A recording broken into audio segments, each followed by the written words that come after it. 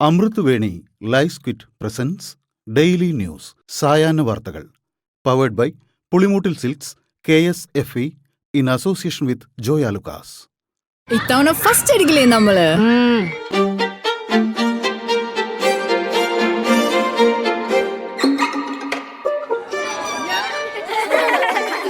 കുട്ടികൾക്കൊക്കെ പെയിൻ ശല്യം ഉണ്ടാകും. അതുകൊണ്ട് ലൈസ് കിറ്റ് ഉപയോഗിച്ച് ക്ലാസ്സിൽ വരാൻ പ്രത്യേക ശ്രദ്ധിക്കണം. ലൈസ് കിറ്റ് ലൈസ് റിമൂവർ പെയിൻ ശല്യത്തിൽ നിന്നും ഉടനടി ആശ്വാസം. നമസ്കാരം, ഞാൻ നീതു കൃഷ്ണ. ഡെയിലി ന്യൂസിന്റെ സായാഹ്ന വാർത്തകളിലേക്ക് സ്വാഗതം. ഇന്ന് ഡിസംബർ 16 ചൊവ്വാഴ്ച. ശബരിമല സ്വർണ്ണക്കൊള്ള കേസിൽ സർക്കാരിന് കോടതിയുടെ രൂക്ഷ വിമർശനം. മുൻ ദേവസ്വം ബോർഡ് കമ്മീഷണർ N. വാസുവിന്റെ ജാമ്യ ഹർജി പരിഗണിക്കുന്നതിനിടെയാണ് കോടതി സർക്കാരിനെ വിമർശിച്ചത്.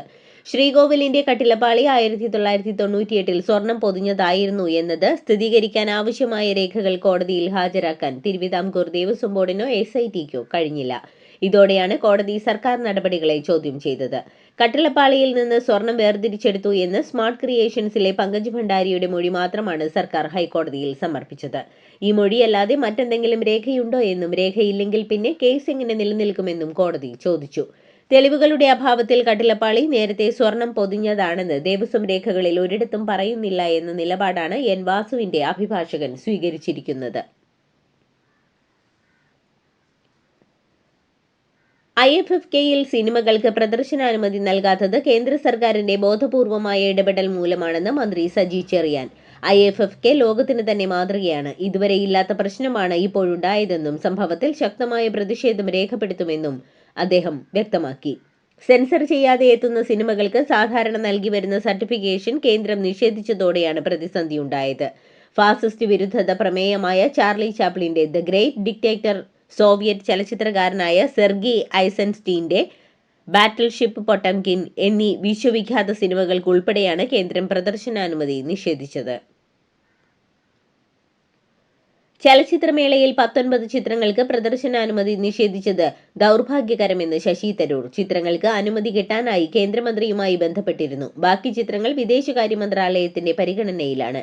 ബാറ്റിൽഷിപ്പ് പോട്ടംകിൻ പോലെയൊരു ക്ലാസിക് ചിത്രത്തിന് അനുമതി നിഷേധിക്കുന്നത് പരിഹാസ്യമാണ്. ബ്യൂറോക്രാറ്റിക് ജാഗ്രതയാണ് പ്രദർശനാനുമതി നിഷേധിക്കാൻ കാരണമെന്നും ശശി തരൂർ പറഞ്ഞു.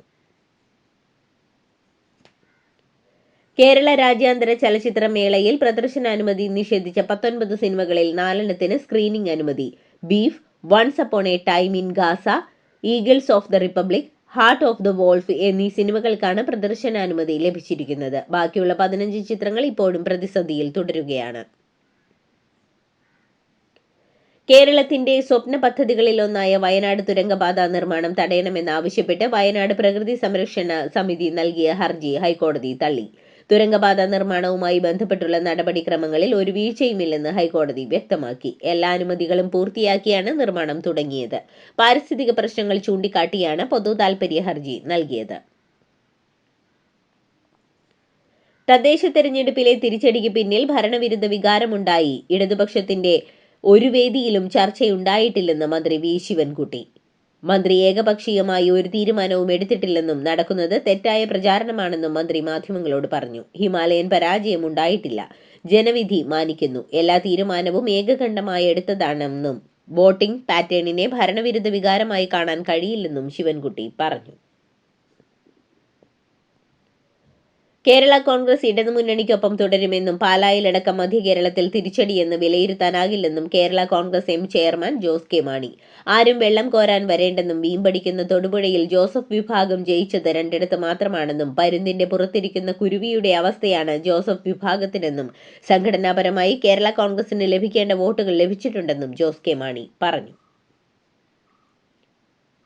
തെരഞ്ഞെടുപ്പ് പരാജയമുണ്ടായാൽ മുന്നണി വിടില്ലെന്നും മുന്നണി വിടാനായിരുന്നെങ്കിൽ നേരത്തെ ആകാമായിരുന്നുവെന്നും തെരഞ്ഞെടുപ്പ് പരാജയമുണ്ടായാൽ മുന്നണി വിടുന്ന രീതി നിലവിലില്ലെന്നും Kerala Congress M general secretary Stephen George പ്രതികരിച്ചു.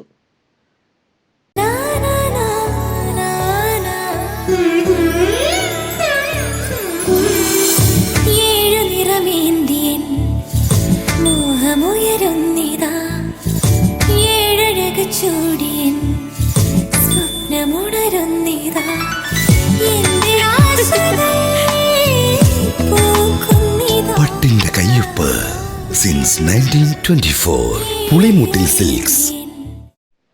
കാലുവാരൽ ആരോപണത്തിന് പിന്നാലെ നിലപാട് കൂടുതൽ കടുപ്പിച്ച് മുൻ MLA KC രാജഗോപാൽ. CPM മൂട് താങ്ങികളുടെ പാർട്ടിയായി മാറിയെന്നും VS ഉണ്ടായിരുന്നെങ്കിൽ ഇങ്ങനെ ആകില്ലായിരുന്നുവെന്നും KCR തുറന്നടിച്ചു. അതിനിടെ KC രാജഗോപാലിനെ വിമർശിച്ച മുൻ ജില്ലാ കമ്മിറ്റി അംഗം K പ്രകാശ് ബാബു രംഗത്തെത്തി. മലർന്നു കിടന്ന് തുപ്പരുത് എന്നാണ് പരിഹാസം. അനർഹർക്ക് താൽക്കാലിക ലാഭത്തിനു വേണ്ടി അവസരങ്ങൾ നൽകിയതിന്റെ ഫലമാണ് KC രാജഗോപാൽ ഇപ്പോൾ അനുഭവിക്കുന്നതെന്നും K പ്രകാശ് ബാബു പറഞ്ഞു. മലപ്പുറം തെന്നലയിൽ സ്ത്രീവിരുദ്ധ പ്രസംഗം നടത്തിയ CPM Thennala local committee secretary Saidali മജീദിനെതിരെ പോലീസ് കേസെടുത്തു. വനിതാ ലീഗ് പ്രവർത്തക BK ജമീലയുടെ പരാതിയിലാണ് പോലീസ് കേസെടുത്തത്.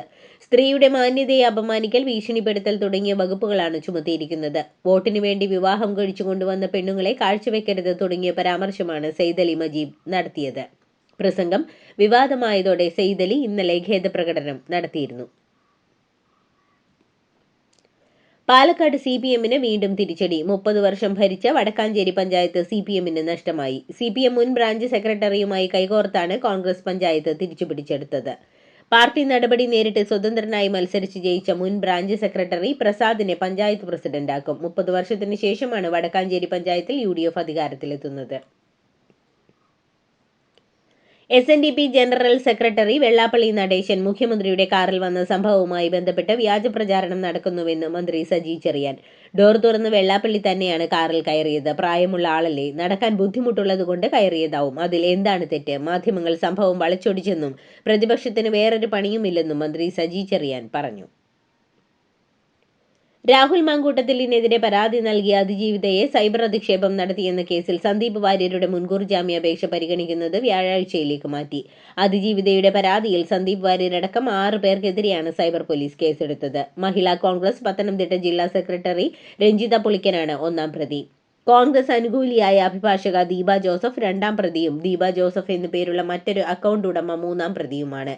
സന്ദീപ് വാര്യർ 4-ാം പ്രതിയും രാഹുൽ ഈശ്വർ 5-ാം പ്രതിയുമാണ്. ടിക്കറ്റ് വരുമാനത്തിൽ സർവകാല റെക്കോർഡ് നേടി KSRTC. ഇന്നലത്തെ കളക്ഷൻ 10.77 കോടി രൂപയാണെന്ന് ഗതാഗത വകുപ്പ് മന്ത്രി KB ഗണേഷ് കുമാർ അറിയിച്ചു. ടിക്കറ്റ് ഇതര വരുമാനം 0.76 കോടി രൂപ ഉൾപ്പെടെ ആകെ വരുമാനം 11.53 കോടി രൂപയാണെന്നും അദ്ദേഹം കൂട്ടിച്ചേർത്തു. ചരിത്രത്തിലെ ഏറ്റവും വലിയ പ്രതിദിന ടിക്കറ്റ് വരുമാന നേട്ടമാണിത്.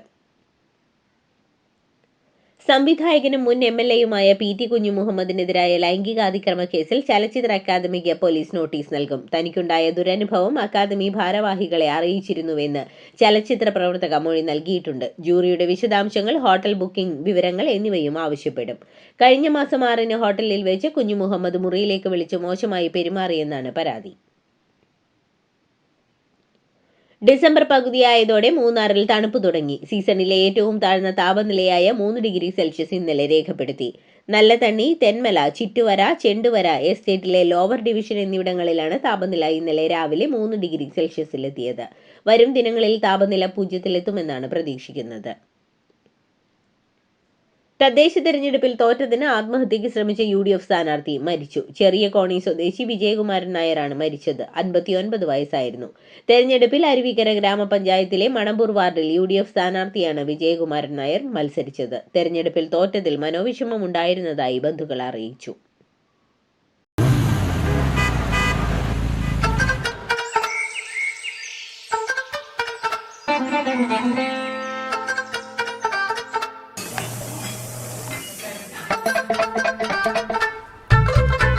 എല്ലാവർക്കും വന്നു ഡാൻഡ്രഫ്, എന്തു ചെയ്യും ചേട്ടാ? പേടിക്കണ്ട, ഇവിടുണ്ടല്ലോ ഡാൻഡ്രോക്കിറ്റിൻ ഓയിൽ. ഉടനടി മാറും താരൻ, ഉപയോഗിക്കൂ വേഗം. Amrutweni Dandruff Quit, the ultimate dandruff solution. Mahatma Gandhi ഗ്രാമീണ തൊഴിലുറപ്പ് പദ്ധതിക്ക് പകരമായി വിബി ജി റാംജി ബിൽ ലോക്സഭയിൽ അവതരിപ്പിച്ചു. കൃഷിമന്ത്രി ശിവരാജ് സിംഗ് ചൌഹാനാണ് ബിൽ അവതരിപ്പിച്ചത്. 2005-ൽ അന്നത്തെ UPA സർക്കാർ തുടങ്ങിയ മഹാത്മാഗാന്ധി ദേശീയ ഗ്രാമീണ തൊഴിലുറപ്പ് പദ്ധതിയുടെ പേര് ഇനി Viksit Bharat guarantee for Rozgar and Ajeevika mission എന്നായിരിക്കുമെന്ന് ബില്ലിൽ പറയുന്നു. ഗാന്ധിജിയുടെ ചിത്രം ഉയർത്തിയുള്ള പ്രതിപക്ഷ പ്രതിഷേധത്തിനിടെയായിരുന്നു ബിൽ അവതരണം. നേരത്തെ വേതനം മുഴുവൻ കേന്ദ്രം നൽകിയിരുന്ന പദ്ധതി ഇനി മുതൽ പുതിയ ബിൽ പ്രകാരം തൊഴിലുറപ്പ് വേതനത്തിന്റെ 40% സംസ്ഥാനം വഹിക്കേണ്ടി വരും. വിബി ജി റാംജി ബില്ലിനെ അതിശക്തമായി എതിർത്ത് കോൺഗ്രസ് നേതാവ് പ്രിയങ്ക ഗാന്ധി രംഗത്തെത്തി. സാധാരണക്കാർക്ക് തൊഴിൽ ഉറപ്പാക്കുന്ന പദ്ധതിയുടെ ഉദ്ദേശം തന്നെ തകർക്കുന്ന ബില്ലാണ് പുതിയതെന്ന് പ്രിയങ്ക ഗാന്ധി ആരോപിച്ചു. ഗാന്ധി തന്റെ കുടുംബത്തിന്റേതല്ലെന്നും ഗാന്ധി രാജ്യത്തിന്റേതാണെന്നും ചൂണ്ടിക്കാട്ടിയാണ് വയനാട് MP-യായ പ്രിയങ്ക ഗാന്ധി ബില്ലിനെതിരെ പ്രതിഷേധിച്ചത്. തൃണമൂൽ കോൺഗ്രസും ബില്ലിനെ എതിർത്തു. ബില്ലിനെ അനുകൂലിച്ച് ജയ് ശ്രീറാം വിളികളുമായി BJP അംഗങ്ങൾ രംഗത്തെത്തി. പ്രധാനമന്ത്രി നരേന്ദ്രമോദി ലയണൽ മെസ്സി കൂടിക്കാഴ്ച മുടങ്ങിയതിന് പിന്നാലെ പ്രതികരിച്ച് കോൺഗ്രസ് നേതാവ് സന്ദീപ് വാര്യർ. ഈ നാട്ടിലെ ഫുട്ബോളിനെ സ്നേഹിക്കുന്ന മെസ്സിയെ സ്നേഹിക്കുന്നവർ മോദിയോട് പൊറുക്കില്ലെന്ന് സന്ദീപ് വാര്യർ പറഞ്ഞു. തന്നെ കാണുന്നതിന് മുന്നേ രാഹുൽ ഗാന്ധിയെ കണ്ടതിന് മെസ്സിയോട് പിണങ്ങി നിശ്ചയിച്ച കൂടിക്കാഴ്ച നടത്താതെ നരേന്ദ്രമോദി നാട് വിട്ടെന്നും ഈ നാടിന്റെ പ്രധാനമന്ത്രിയാണ് മെസ്സിയെപ്പോലെ ലോക ജനത ആരാധിക്കുന്ന ഒരു ഫുട്ബോളറെ അവഹേളിച്ചിരിക്കുന്നതെന്നും സന്ദീപ് വാര്യർ പറഞ്ഞു. പശ്ചിമ ബംഗാളിൽ 58 ലക്ഷം പേരെ ഒഴിവാക്കി SIR കരട് പട്ടിക. 24 ലക്ഷം പേർ മരിച്ചു എന്നും 19 ലക്ഷം പേർ താമസം മാറിയെന്നും 12 ലക്ഷം പേരെ കാണാനില്ല എന്നും 1.3 ലക്ഷം പേർ ഇരട്ട വോട്ടുകൾ എന്നുമാണ് രേഖപ്പെടുത്തിയിരിക്കുന്നത്. കരട് പട്ടികയിൽ നിന്ന് അന്യായമായി പേരുകൾ ഒഴിവാക്കപ്പെട്ടവർക്ക് എതിർപ്പുന്നയിക്കാം. ഈ അപേക്ഷകളിൽ തീരുമാനമായ ശേഷം അടുത്ത വർഷം ഫെബ്രുവരിയിൽ അന്തിമ പട്ടിക പ്രസിദ്ധീകരിക്കും. അതേസമയം തെരഞ്ഞെടുപ്പിന് മുൻപ് ലക്ഷക്കണക്കിന് വോട്ടർമാരുടെ പേരുകൾ SIRലൂടെ വെട്ടിമാറ്റാൻ കേന്ദ്രവും തെരഞ്ഞെടുപ്പ് കമ്മീഷനും ശ്രമിക്കുകയാണെന്ന് മമത ആരോപിക്കുന്നു. ഓസ്ട്രേലിയയിലെ ബോണ്ടി ബീച്ചിൽ ഹനൂക്ക ആഘോഷങ്ങൾക്കിടെ നടന്ന ഭീകരാക്രമണത്തിൽ 3 ഇന്ത്യൻ വിദ്യാർത്ഥികൾക്കും പരിക്കേറ്റതായി പ്രാഥമിക റിപ്പോർട്ടുകൾ. ഇതിൽ 2 പേർ ആശുപത്രിയിൽ ചികിത്സയിലാണ്. ഞായറാഴ്ച രാത്രി 7 മണിയോടെ നടന്ന ആക്രമണത്തിൽ ഒരു 10 വയസ്സുകാരൻ ഉൾപ്പെടെ 15 പേരാണ് കൊല്ലപ്പെട്ടത്. 40ഓളം പേർക്ക് പരിക്കേറ്റു. പരിക്കേറ്റവരിൽ 5 പേരുടെ നില അതീവ ഗുരുതരമായി തുടരുകയാണ്. അമേരിക്കയിൽ കഞ്ചാവുമായി ബന്ധപ്പെട്ട ഫെഡറൽ നിയന്ത്രണങ്ങളിൽ ഇളവ് വരുത്താൻ ആലോചിക്കുന്നുവെന്ന് US പ്രസിഡന്റ് ഡൊണാൾഡ് ട്രംപ് പറഞ്ഞു. കഞ്ചാവിനെ കുറഞ്ഞ അപകട സാധ്യതയുള്ള ലഹരി വസ്തുവായി പുനർവർഗീകരിക്കുന്നത് പരിഗണനയിലുണ്ടെന്നും ട്രംപ് വ്യക്തമാക്കി. ഇങ്ങനെ ചെയ്യുന്നത് വഴി നിലവിൽ നടത്താൻ കഴിയാത്ത നിരവധി ഗവേഷണങ്ങൾക്ക് തുടക്കം കുറിക്കാനാകുമെന്നും അതിനാലാണ് ഈ നീക്കത്തിന്റെ സാധ്യത പരിശോധിക്കുന്നതെന്നും ട്രംപ് കൂട്ടിച്ചേർത്തു.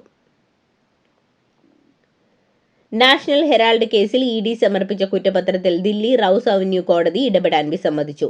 സ്വകാര്യ പരാതിയുടെ അടിസ്ഥാനത്തിലാണ് കേസെന്നും കള്ളപ്പണം വെളുപ്പിക്കൽ നിരോധന നിയമപ്രകാരം ED കുറ്റപത്രം നിലനിൽക്കില്ലെന്നും കോടതി പറഞ്ഞു. സ്വകാര്യ അന്യായത്തിന്റെ അടിസ്ഥാനത്തിലാണ് കുറ്റപത്രം. നടപടികൾ പൂർത്തിയാക്കി വീണ്ടും അന്വേഷണം നടത്താൻ നിർദ്ദേശമുണ്ട്.